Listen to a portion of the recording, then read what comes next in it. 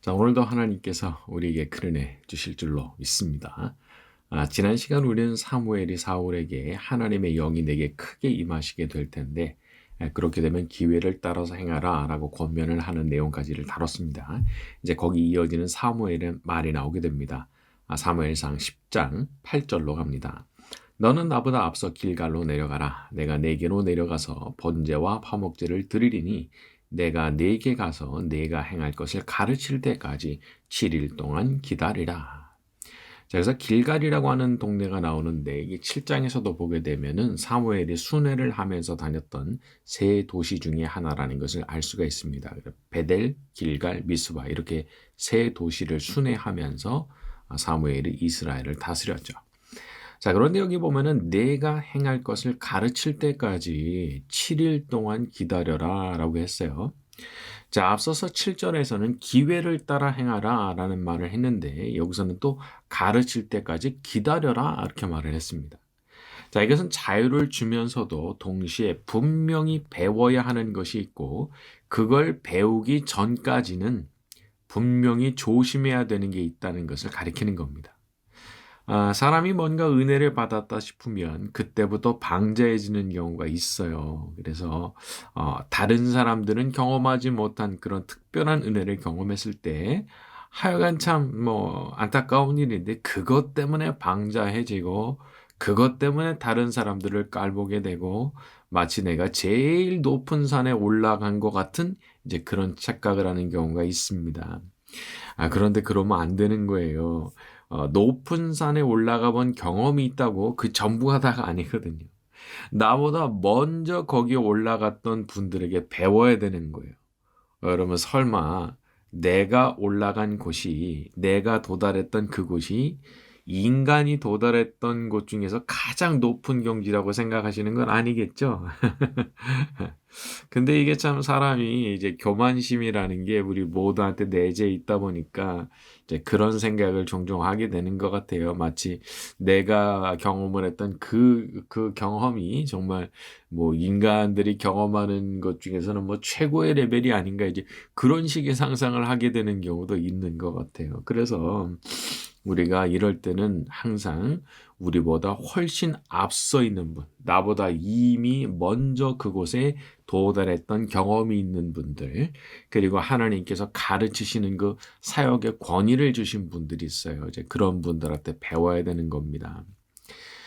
배움에는 끝이 없거든요. 읽어도 계속 읽어야 될 거, 배워야 될 게 나오는 것이 이 세상입니다. 그러니까 내가 볼 때 지금 나는 더 이상 배울 게 없는데 하시는 분들은요. 어, 이게 조금 좀 안 된 일이지만 이제 아직 뭐가 뭔지를 모르시는 거예요. 그런 말 있잖아요. 경지에 오르게 되면 자기가 뭘 모르는지를 알게 된다고 그런 겁니다. 그러니까 자기가 어느 부분은 알지만 어느 부분은 전혀 모른다는 그 사실을 거의 이제 정상의 자리에 도달한 사람일수록 어느 분야나 이제 그런 걸 알게 된다고 그러잖아요. 그런데 영적인 부분도 마찬가지인 거예요. 그러니까 정말 높은 경지를 경험한 분들일수록 더 고개를 숙여요. 이게 진짜 아이러니하죠. 정말 높은 경지에 도달하신 분들일수록 자기가 모르는 것이 많고 배워야 된다는 사실을 인정합니다. 그 참 묘한 거예요. 그런데 오히려 제가 볼 때는 이렇게 산에 중턱도 별로 그렇게 올라간 것 같지 않은데 자기보다 더 나은 경험을 한 사람이 없고 자기보다 더 뛰어난 어떤 영적인 경지를 경험한 사람이 없고 이제 그렇게 생각하시는 분들이 있더라고요. 그러니까 그런 것들은 이제 참 조심을 하셔야 되는 거예요. 저도 더 겸손하게 성령 하나님의 인도하심을 간구하는 부분이 있는데 그것은 이제 공부하는 부분이 그렇습니다. 목회자로서의 공부. 사실 제가 이 세상의 모든 책을 어떻게 다 읽겠습니까? 이게 신학과 목회의 한정에서만 보더라도 물리적으로 다 읽을 수가 없어요. 아예 불가능한 겁니다. 지금까지 나온 책들을 어떻게 제가 다 읽어요? 그러면 이제 뭔가 선택이 필요하잖아요. 근데 그거 누가 알겠어요? 지금 나한테 딱 맞는 그 책, 딱 맞는 그런 선생님, 딱 맞는 그런 분야, 그거 누가 알겠습니까? 성령님만 아시는 거예요, 성령님만. 이런 거 모르면은 막 그 안에서 막 열심히 하기는 하는데 혼자 하다가 나가 떨어지는 거예요. 왜냐하면 끝이 없으니까 뭐 이게 끝이 보여야죠, 끝이. 그러니까 그런 부분 앞에서 성령 하나님께 부탁드려야 되는 거예요. 뭐라고? 제가 무엇을 읽어야 되겠습니까? 제가 어떤 공부를 해야 되겠습니까? 제가 누구에게 배워야 되겠습니까? 그렇게 간구를 해야 되는 거예요. 그렇게 간구할 때 성령 하나님께서 그런 책도 만나게 하시고 그런 사람도 만나게 하시고 공부해야 될 분야도 만나게 하시는 거더라고요. 그러니까 그런 기도 안 하면 그런 일 안 일어나요. 하지만 기도하면 주님 앞에 겸손하게 고개 숙여서 제가 참 길을 잃은 것처럼 방향을 모르겠으니까 좀 어떻게 해야 되는지 가르쳐 주십시오. 그렇게 기도를 자꾸 드리면요. 뭐 그렇게 막 뭐 드라마틱한 무슨 뭐 음성이 들려온다든지 그런 거 아니라도 이렇게 시간이 지나면서 딱 그걸 만나게 하시는 은혜가 있어요. 그러니까 그런 걸 오히려 기대하시는 게 나아요. 다만 뭐가 필요하냐? 그렇게 기도드리는 거. 간절한 마음으로 겸손하게 기도드리는 것. 제가 길을 모르니까 뭘 읽어야 되는지, 어떤 사람에게 배워야 되는지, 또 어떤 분야를 공부해야 되는지, 제가 지금 어느 방향으로 나가야 되는지, 어디에 시간을 써야 되는지, 어디에 나의 물질을 써야 되는지, 어디에 나의 에너지를 쏟아야 되는지, 그거를 여쭈셔야 되는 거예요. 주님이 우리의 목자시잖아요. 우리는 양이잖아요. 내 맘대로 사는 거는 그거는 정말 잘못된 거잖아요. 그 염소의 삶이잖아요. 염소의 삶. 그 우리는 염소가 아니라 목자 되시는 주님께서 이끌어 가시는 대로 따라가는 양들이기 때문에 그런 식의 라이프 스타일을 고수를 해야 되는 겁니다. 반드시 그렇게 우리가 겸손하게 엎드릴 때 주님께서 우리에게 필요한 모든 것들을 가르쳐 주시는 은혜가 있을 줄로 믿습니다. 자, 우리 9절로 갑니다. 그가 사무엘에게서 떠나려고 몸을 돌이킬 때에 하나님의 새 마음을 주셨고 그날 그 징조도 다 응하니라. 자, 이게 하나님이 새 마음을 주셨다라고 했는데 참 이게 뭘까 싶기도 해요. 이게 새 마음을 주셨다. 자, 그래가지고 어떤 사람은 이것이 회심이다. 그래서 바로 이때 구원받은 것이다. 그렇게 보기도 하지만 글쎄요. 뭐 그런 건지는 잘 모르겠어요. 아무튼 하나님께서 뭔가 사울 안에 새로운 변화를 일으키시고 이전에 없던 마음이 생겨나게 하신 것만은 분명하다. 이제 이런 정도로 볼 수 있을 것 같아요. 자, 하나님께서는 새 마음을 주실 수도 있고 그렇지 않으실 수도 있습니다. 인간이 자기 마음을 완전히 새로운 종류의 것으로 바꾼다? 이게 가능한 일이겠습니까? 자동차가 자기 안에 들어있는 엔진을 스스로의 힘으로 다른 걸로 교체를 한다? 불가능하죠. 마찬가지입니다.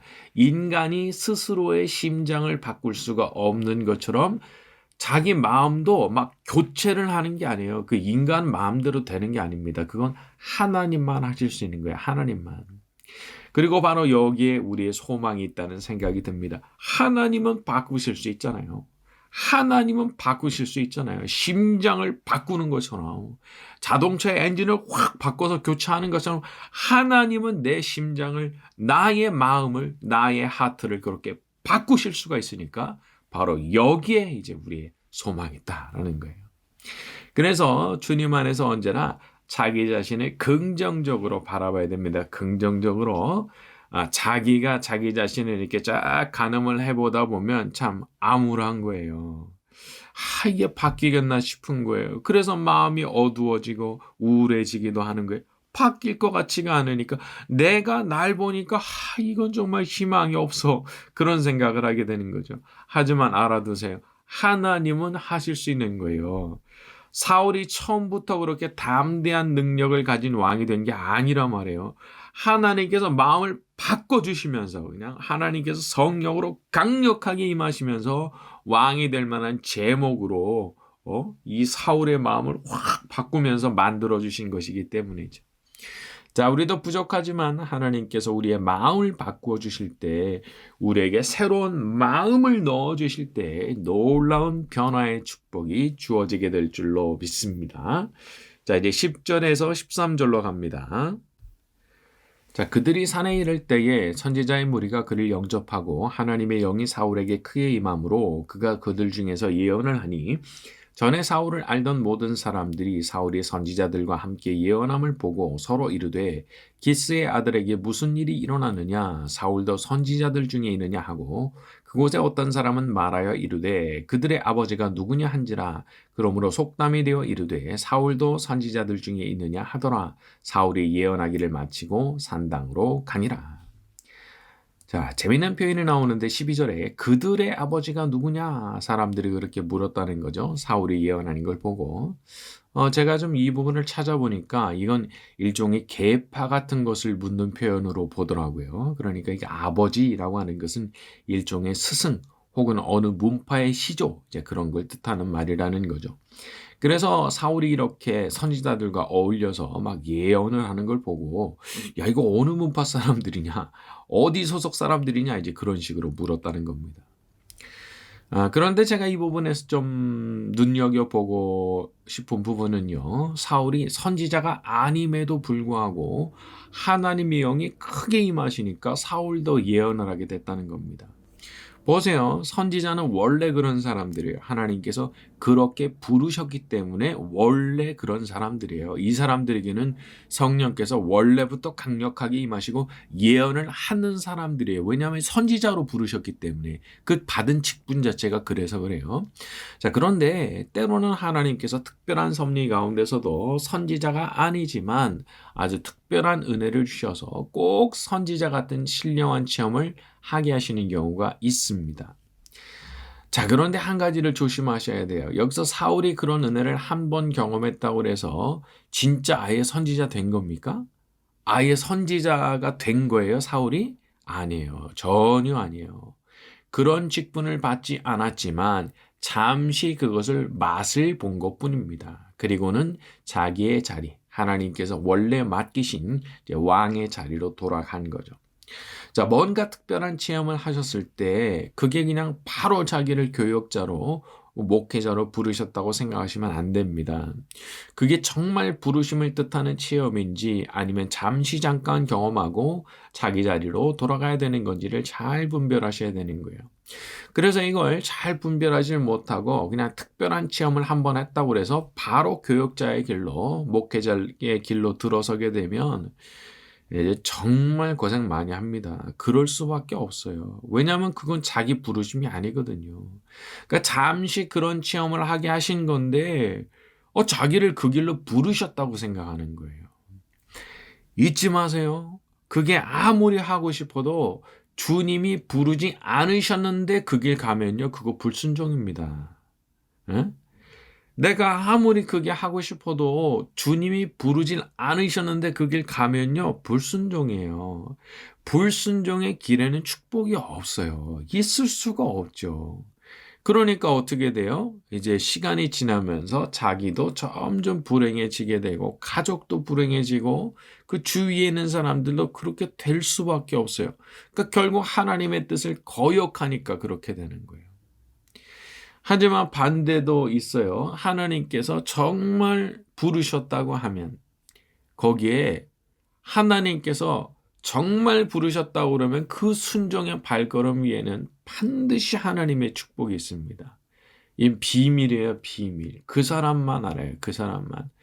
야, 정말 하나님께서 나를 축복하시는구나. 정말 하나님께서 나를 이끌어 주시는구나.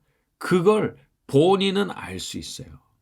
그리고 그 안에서 참 만족을 누리는 겁니다. 이제 외적인 것이 어떻게 됐든지 간에. 그리고 그 안에서 참 보람을 느끼고 하나님 주시는 행복이 거기 있어요. 왜냐하면 그게 뭐 커 보이는 길이든 작아 보이는 길이든 하나님께서 시키시는 그 길을 가는 거기 때문에 그런 거예요. 자, 우리는 언제나 한 박자 늦게 움직이는 버릇을 가져야 됩니다. 언제나 한 박자 느리게 사인을 확인하고 또 확인하고 그리고 나서 움직여야 되는 거예요. 이게 정말 맞는 건지 정말 하나님의 뜻인지를 한 번 더 확인하고 또 확인하고 그렇게 움직이는 습관을 가져야 된다는 겁니다. 그냥 어떤 체험이 있었다고 그냥 무턱대고 달려가면 아주 낭패 보게 되는 거예요. 특히 중요한 일에 대해서는 더 그렇습니다. 특히 뭐 직업 같은 걸 바꿀 때, 새로운 사업을 시작할 때, 그리고 결혼할 때, 또 사업상의 어떤 중요한 결정을 할 때 절대 함부로 가볍게 움직이지 마세요. 묻고 묻고 또 묻고 기도하고 또 기도하고 또 기도하고 언제나 한 번 더 응답받고 움직여야 되는 거예요. 그 바로 움직이지 마세요. 한 박자 늦게 한 번 더 응답을 받고 그거 하나님께서 싫어하시는 거 아닙니다. 요거 잘 기억하세요.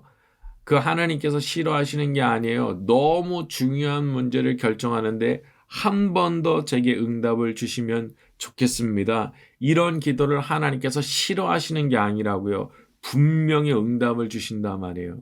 기도원 같은 경우도 뭐 계속해서 그런 식의 응답을 받았잖아요. 그러니까 그게 전혀 이상한 게 아니에요. 그건 어떻게 보면 올바른 거예요. 되게 신중한 거예요. 자, 그렇게 매사에 신중하게 주님의 인도하심을 구하고 거기에 순종할 때 주님의 놀라운 은혜가 임하게 될 줄로 믿습니다. 자, 우리 14절부터 16절로 갑니다. 사울의 숙부가 사울과 그의 사환에게 이르되 너희가 어디로 갔더냐? 사울이 이르되 암나기들을 찾다가 찾지 못함으로 사무엘에게 갔었나이다 하니 사울의 숙부가 이르되 청하노니 사무엘이 너희에게 이른 말을 내게 말하라 하니라. 사울이 그의 숙부에게 말하되 그가 암나기들을 찾았다고 우리에게 분명히 말하더이다 하고 사무엘이 말하던 나라의 일은 말하지 아니하니라. 자, 말을 해야 되는 게 있고 말을 하지 말아야 되는 게 있습니다. 있었던 일이 그냥 다 말을 해야 직성이 풀리는 분들 있죠. 이게 좀 어떻게 보면은 뭐 성향이랄까 그런 건데 그냥 들으면 이걸 뭐 담아두질 못하는 거예요. 누구한테든지 바로 그냥 다 말을 해야 되는 분들이 있어요. 그런데 그게 참 위험한 겁니다. 왜냐하면 내가 한 그 말을 들은 그 사람이 나가서 분명히 퍼뜨리거든요. 사람은 누구나 입을 벌리고 싶어 하는 습성이 있습니다. 그래서 안 들어봤던 말, 야, 이거 새로운 거, 이거 못 들어봤던 거, 이른바 뉴스 이런 거를 말하고 싶어 하는 본능이 있는 거예요. 하지만 지혜로운 사람은 자기의 입을 닫을 줄 아는 사람이죠. 잠언 10장 19절 말이 많으면 허물을 면하기 어려우나 그 입술을 지혜하는 자는 지혜가 있느니라. 말이 많아요? 말 많아요? 허물을 면하기 어렵다는 거예요. 그 입으로 인해서 얼마나 하면 안 되는 말을 막 흘리고 다니는지 나중에 그 말 때문에 아주 곤욕을 치릅니다. 그래서 항상 자기 입을 제어할 줄 아는 그런 은혜를 달라고 주님 앞에 기도도 드려야 되는 거예요. 이거는 쉬운 일이 아닙니다. 정말 쉬운 일이 아니에요. 귀는 뚫려 있기 때문에 내가 듣고 싶지 않아도 막 얘기가 들어오거든요. 그러면 그것들을 가려서 입을 딱 닫고 하면은 안 되는 말은 밖에 내뱉지 않는 것이 얼마나 어려운 일인지 몰라요. 그리고 잠시 방심하면 또 툭 하면서 이렇게 하면은 안 되는 말이 나올 때가 있거든요. 그래서 그런 면에서 입술을 잘 닫고 살아갈 수 있는 지혜를 구하는 일이 우리한테 필요한 거죠. 자, 이제 우리 17절부터 19절로 갑니다.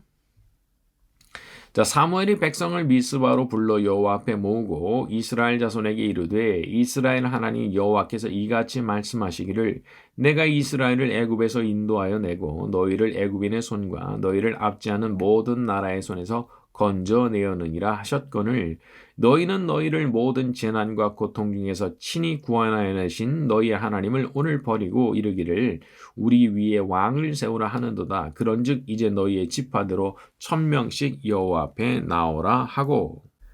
자, 사람이 그런 게 있습니다. 하나님께서 분명히 이 일을 행하셨다. 이게 하나님께서 이루셨다 그렇게 말을 하지만 한편으로는요, 그런 생각이 또 순식간에 사라지기도 해요. 그래서 자꾸 인간적 방편을 찾고 싶어 하죠.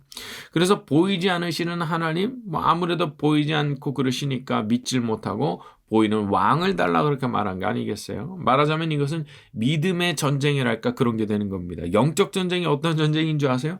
믿을 것이냐, 믿지 않을 것이냐. 보이지 않으시는 하나님을 완전히 신뢰할 것이냐, 혹은 신뢰하지 않을 것이냐, 하나님을 믿을 것이냐, 아니면 딴 방법을 달라고 말할 것이냐의 싸움이 되는 겁니다. 그런데 우리 본능이 어디로 기울어져 있어요? 못 믿는 쪽으로 기울어져 있는 거예요. 못 믿는 쪽으로 우리가 기울어져 있단 말이에요. 참 이게 어쩔 수가 없어요. 그렇게 믿음 있는 것 같았는데 또 의심에 휩싸이고 또 의심에 휩싸이고 정말 흔한 일입니다. 그래서 우리가 믿음을 선택할 때 하나님께서 우리가 믿음을 선택하는 그 모습을 보시고 기뻐하시는 이유가 그거예요. 그게 어렵거든요. 우리는 본능적으로 의심하는 존재이기 때문에 믿음을 선택하는 그게 하나님 보실 땐 예쁜 거예요. 그 위에 하나님이 축복하시는 거예요. 히브리서 11장 6절 믿음이 없이는 하나님을 기쁘시게 하지 못하나니 하나님께 나아가는 자는 반드시 그가 계신 것과 또한 그가 자기를 찾는 자들에게 상 주시는 이심을 믿어야 할지니라. 믿어야 된다는 거예요. 믿어야. 반드시 그가 계신 것, 그리고 하나님을 간절하게 찾는 자들에게 상 주시는 분이시라는 사실을 믿어야 된다는 거예요. 믿어야. 야, 여러분, 근데 이 믿음이 탁 생기면요. 이 믿음이 모든 걸 다 해결해요. 이 믿음이 나를 수렁에서 빠져나오게 만드는 거예요. 믿음이 없으니까 수렁으로 빠지거든요. 믿음이 생기는 순간 수렁에서 쑥 빠져나오게 되는 거예요. 그래서 우리가 그렇게 믿음을 가지기 위해서 말씀과 기도로 분투를 막 해나가는 것이고, 또 하나님께서는 그런 우리의 작은 몸부림을 귀히 보시고 또 그 믿음 가지기 위해서 막 분투하는 모습을 보시고 우리를 축복해 주시는 거죠. 아무튼 우리가 그렇게 믿음을 위해서 많은 치열한 싸움을 드릴 때 우리 하나님께서 그 싸움 자체를 기쁘게 보시고 우리의 믿음과 노력 위에 반드시 축복해 주실 줄로 믿습니다. 같이 한번 기도하는 시간 가지겠습니다. 하나님 아버지, 항상 믿음 가운데 거하는 사람이 되기를 원합니다. 저희의 믿음으로 하나님을 기쁘시게 할 수 있도록 저희에게 믿음을 더하여 주시옵소서. 자기의 입술을 지켜서 함부로 입을 열지 않게 하시고 매사에 신중하게 하나님의 사인을 분별하는 지혜도 주시옵소서. 이 시간 낙심 가운데 있는 성도들을 위해서 특별히 간구하오니 낙심한 그 마음을 위로하여 주시옵시고 주께서 일으켜 주시기를 원합니다. 다시 한번 일어나서 뛸 수 있도록 힘을 불어넣어 주시옵시고 그 마음의 기력과 몸의 기력이 회복되게 하여 주옵소서. 새 마음도 주시기를 간구합니다. 완전히 새로워지는 그 마음도 허락하여 주시고 주의 영으로 충만해지게 하여 주옵소서. 성령의 충만을 주옵소서. 성령의 충만을 주옵소서. 성령의 충만을 허락하여 주시옵소서. 예수님의 이름으로 기도드렸습니다. 아멘. 아멘. 아멘. 아멘.